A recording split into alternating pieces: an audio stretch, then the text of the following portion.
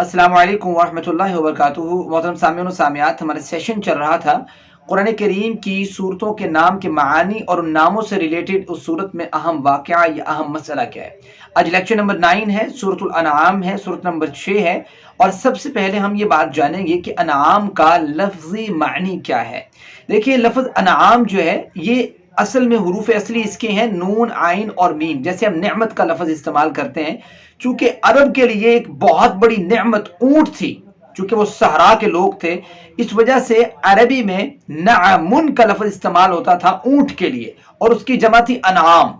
शुरू में तो अनआम सिर्फ ऊंटों की जमा के लिए इस्तेमाल होता था, लेकिन आहिस्ता आहिस्ता अनआम को तमाम चौपाओं के लिए इस्तेमाल किया जाने लगा। तो ये इस वर्ड की जो है वो लफ्जी मानी के लिहाज से जो तशरीह है वो आपके सामने मैंने रखी है। अब हम जरा देखते हैं कि ऐसा क्या चीज़ थी या ऐसा अनआम का क्या वाक़या था या क्या मसला था जिसको अल्लाह ताला ने इतना इम्पोर्टेंट डिस्कस किया सूरत अनआम में कि इस सूरत का नाम ही अनआम रखना पड़ा। तो देखिए, अगर हम देखते हैं कि सूरत अनआम में अल्लाह ताला ने लफ्ज़ अनआम कहाँ पे इस्तेमाल किया है, तो वो कुल 6 जगहों पर इस्तेमाल किया है। अगर देखेंगे आप कुरान करीम, तो आयत नंबर 136 में, आयत नंबर 138, 139 और 142 में अल्लाह ताला ने लफ्ज़ अनआम का इस्तेमाल किया है। अब 138 में 3 दफ़ा अल्लाह ताला ने इस्तेमाल किया आयत नंबर, और बाकी आयत में अल्लाह ताला ने एक मरतबा इस्तेमाल किया। तो कुल मिला के 6 मरतबा अल्लाह ताला ने लफ्ज़ अनआम को इस्तेमाल किया है। अब हम जरा देखते हैं कि इन जहां पे अल्लाह ताला ने लफ्ज़ अनआम इस्तेमाल की है वहां पे क्या इंपॉर्टेंट बात है जो अल्लाह ताला करना चाह रहे हैं। तो जरा आइए रीडिंग करते हैं। आयत नंबर 136 है। सबसे पहले अल्लाह ताला फरमाते हैं वजअलू, और बना लिया। मुशरिकीन मक्का के बारे में और यहूद और नसारा के बारे में कुछ बातें अल्लाह ताला डिस्कस कर रहे हैं। अल्लाह ताला फरमाते हैं कि वजअलू, उन्होंने ठहरा लिया, उन्होंने बना लिया, लिल्लाही, अल्लाह ताला के लिए, अल्लाह ताला के साथ, मिम्मा ज़रअ, जो पैदा किया उसने, मिनल हर्सी, खेती। अब ये वर्स नंबर 136 जो है, इसमें अल्लाह ताला ने 3 इंपॉर्टेंट गलतियां बताई मुशरिकीन की।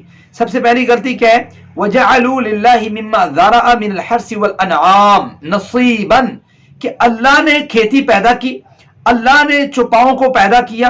ये मुशरिक क्या करते थे कि अल्लाह और अपने जो उनके बुजुर्ग देवता होते थे, जो उनके मुश्किल कुशा देवताएं, उनके बुत, ये तमाम इन चीज़ों को उन्होंने उनके लिए भी उसका हिस्सा रखने लगे। यानी कि अगर खेती आई तो उन्होंने खेती में से, अपने गल्ले में से कुछ हिस्सा अल्लाह ताला के लिए रख देना, कुछ हिस्सा जो है वो अपने शुरका के लिए रख देना जो अल्लाह ताला के साथ शरीक ठहराए हुए थे। तो अल्लाह ताला ने ये इतनी अहम गलती थी कि तौहीद के खिलाफ इतनी बड़ी बात थी कि अल्लाह ताला ने इसे सूरह अनआम में उसको डिस्कस किया। अल्लाह ताला फरमाते हैं कि वजअलू लिल्लाहि मिम्मा ज़रअ मिनल हर्सी वल अनआम, देखो खेती पैदा करने वाला, उसकी सारी रिक्वायरमेंट पूरी करने वाला, कि किस तरीके से अल्लाह ताला ने उसके पानी आबपाशी का निज़ाम कायम किया है, किस तरीके से कहाँ से पानी इवेपोरेट होता है, किस तरीके से वहाँ पानी जो है बादलों में तब्दील होके नॉर्दर्न एरियाज हमारे पाकिस्तान के जो हैं वहाँ जाके बर्फबारी के जरिए अल्लाह ताला ग्लेशियर्स और ग्लेशियर्स के जरिए सारे पानी का बहाव, पहले दरिया और दरियाओं से नहरें और नहरों से खाले, ये तमाम सिस्टम अल्लाह ताला ने कायम किया। फिर हमारे गल्ला को पकाने के लिए अल्लाह ताला ने सूरज जैसी एक अजीम चीज़ का इंतज़ाम की। सारे सिस्टम जो अल्लाह ताला चला रहा है, अल्लाह ताला की बनाई हुई चीज़, यानी अल्लाह ताला ने चौपाओं को बनाया, अल्लाह ताला ने खेती को बनाया। मुशरिकीन ने क्या किया कि अल्लाह के हिस्से को रखने के साथ साथ गैरुल्लाह, अल्लाह के अलावा जो उसने अपने देवता और अपने जो बड़े बना रखे थे उनको उनका हिस्सा भी निकालते, यानी कि माल में से अल्लाह के हिस्से के साथ उनका हिस्सा भी निकालना। तो अल्लाह ताला ने ये चीज़ इनकी डिस्कस किया कि ये बहुत बड़ी गलती है। आगे जरा देखिएगा दूसरी गलती क्या है। फ़क़ालू हाज़ा लिल्लाहि बिज़अमिहिम व हाज़ा लिशुरकाइना, इनका जो वहम था, गुमान था, वो ये कहते थे कि देखें ये अल्लाह के लिए और ये हमारे शुरका के लिए, यानी खुद शरीयत साज बन बैठे थे। मुशरिकीन जो है अपनी शरीयत खुद बना रहे थे, यानी जो अल्लाह ने शरीयत नाजिल की है उस शरीयत को छोड़ के अपनी जाती राय और अपनी जाती अक्ल फहम और अपनी जाती तदाबीर जो उनके लिए बेनिफिशियल है उसके मुताबिक उन्होंने اپنے سارے دین کو قائم کر رکھا تھا، جس کو اللہ تعالیٰ نے قرآن کریم میں کنڈم کیا ہے کہ یہ جو غلطی مشرکین مکہ کی یا مشرکین کی یہود و نصارہ کے ان کی بیان ہو رہی ہے، یہ غلطی مسلمان تم میں نہیں ہونی چاہیے۔ بات سمجھتے ہیں کہ آپ لوگوں نے ایسا نہیں کرنا کہ اللہ تعالیٰ کو بھی آپ لوگ اللہ تعالیٰ کے نام پہ بھی دیں اور غیر اللہ کے نام پر بھی دیں، اللہ کے نام پہ بھی ذبیحہ کریں، غیر اللہ کے نام پہ بھی ذبیحہ کریں، اللہ کے گھر پہ اللہ کے در پہ جا کے بھی ذبیحہ دیں اور غیر اللہ کے در پہ اور گھر پہ جا کے بھی ذبیحہ دیں، ایسا نہیں کرنا۔ تو یہ چیز اللہ تعالیٰ نے یہاں پہ بڑی امپورٹنٹ ڈسکس کی ہے۔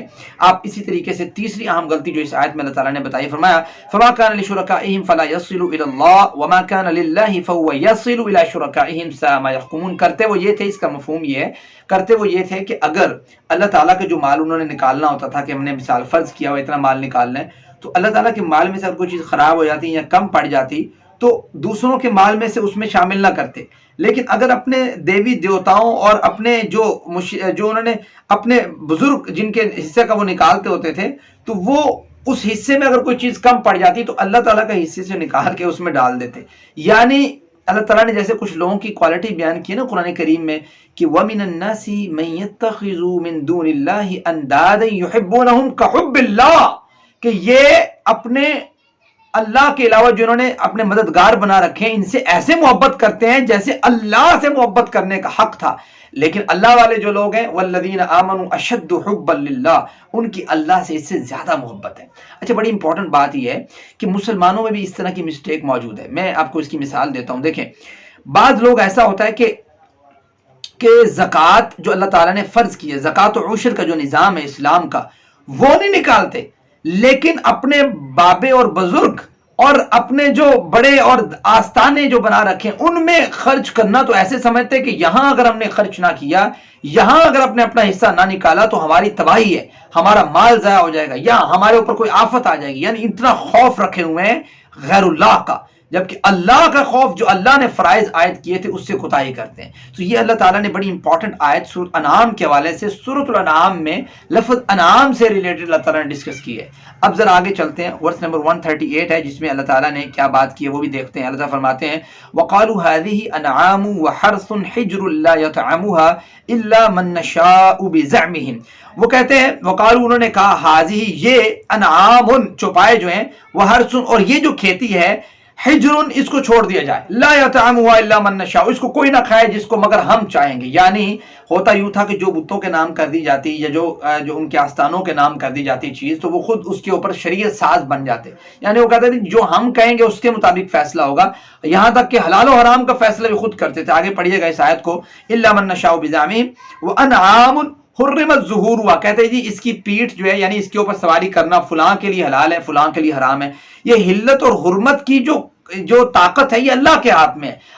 ایون اللہ تعالیٰ نے تو اللہ کے آخری پیغمبر جناب محمد رسول صلی اللہ علیہ وسلم کے بارے میں بھی یہ بات کر دی تھی۔ اگر آپ چیپٹر نمبر 28 کا مطالعہ کریں، اس کی آخری صورت ہے سورۃ تحریم، اس کی ورس نمبر 1 میں اللہ تعالیٰ فرماتے ہیں کہ یا ایھا النبی لم تحرم ما احل اللہ لک، کہ حلت و حرمت کا جو حکم ہے یہ مالک کی جانب سے ہے، اس کا اختیار تو اللہ کے پیغمبر کو نہیں دیا گیا۔ بات سمجھتے ہیں؟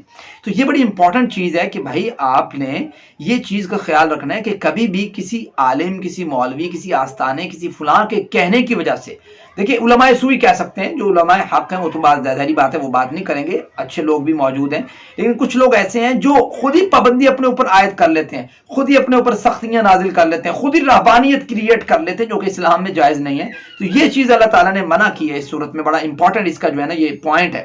اللہ فرماتے ہیں وَأَنْعَامٌ لَا يَذْكُرُونَ اسْمَ اللَّهِ عَلَيْهَا افْتِرَاءً عَلَيْهِ سَيَجْزِيهِمْ بِمَا كَانُوا يَفْتَرُونَ۔ ایون یہاں تک پہنچ گیا تھا ان کا لیول شرک کا کہ وہ کچھ چیزوں پر تو اللہ کا نام ہی نہیں لیتے تھے، اللہ کا نام لیے بغیر اس کو جو ہے نا وہ کسی غیر اللہ کے نام کے اوپر جو ہے وہ اس کو ذبح کر دیا کرتے تھے۔ تو یہ بڑی امپورٹنٹ چیز ہے۔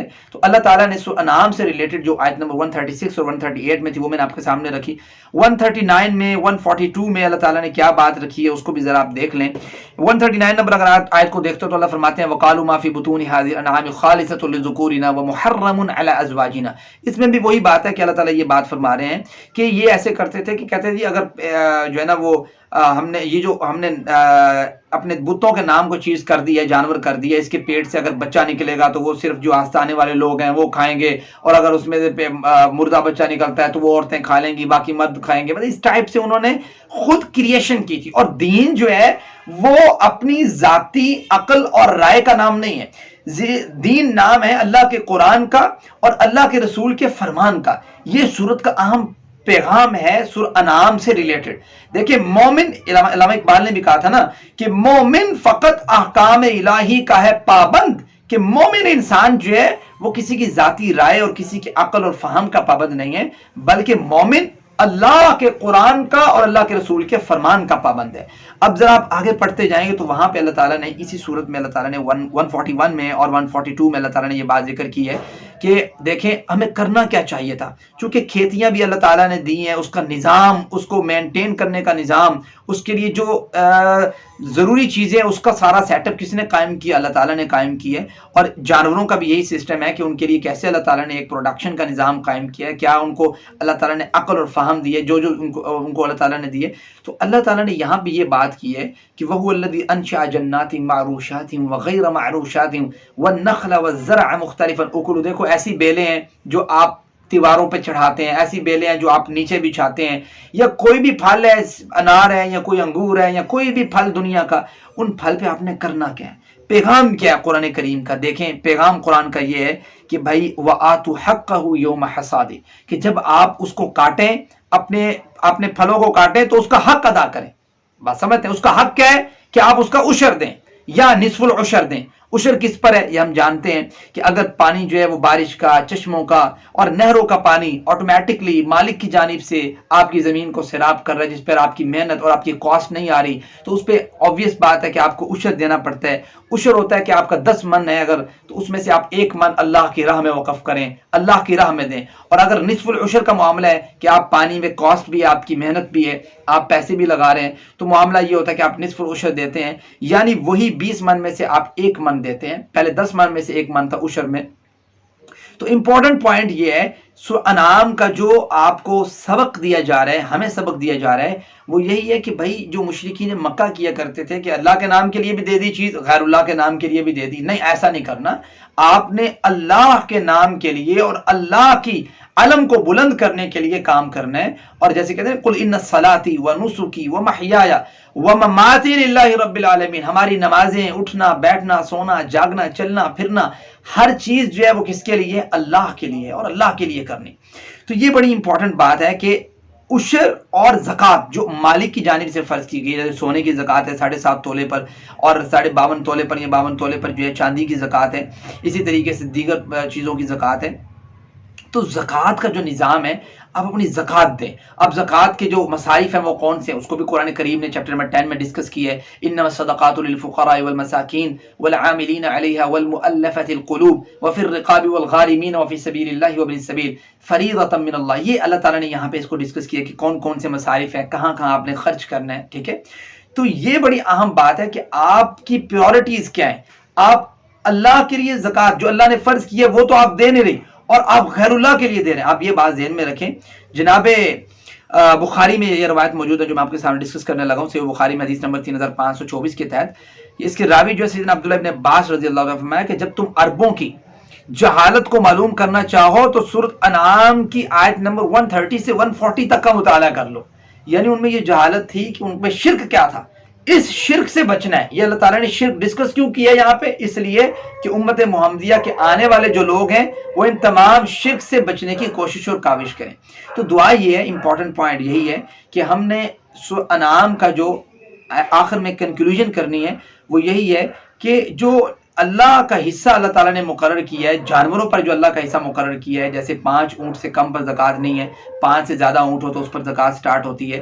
تو وہ سارے زکوٰۃ کا جو نظام ہے، بکریوں پر، گائیں بھینس بکریاں، جو جتنی بھی چیزیں ہیں، جو نظام اللہ نے عائد کی ہے، وہ فرض ہم ادا کریں، نہ کہ ہم جو علماء سو کی جانب سے یا آستانوں کی جانب سے جو اللہ کی شریعت میں چیز موجود نہیں ہے اور وہ ہمارے اوپر لاد دی جاتی ہے، ہمیں بتا دیا جاتا ہے کہ سر یہ کرنا ہے اور ہم وہ کریں، اس کا فائدہ نہیں ہے. اس کا نقصان ہے، دنیا میں بھی نقصان ہے اور آخرت میں بھی نقصان ہے، آخرت بھی انسان کی ضائع ہے۔ دعا یہ اللہ مجھے اور آپ کو صحیح معنوں پر قرآن کریم کی اور احادیث مبارکہ کی سمجھ بوجھ عطا فرمائے اور اس کے مطابق عمل کی توفیق دے۔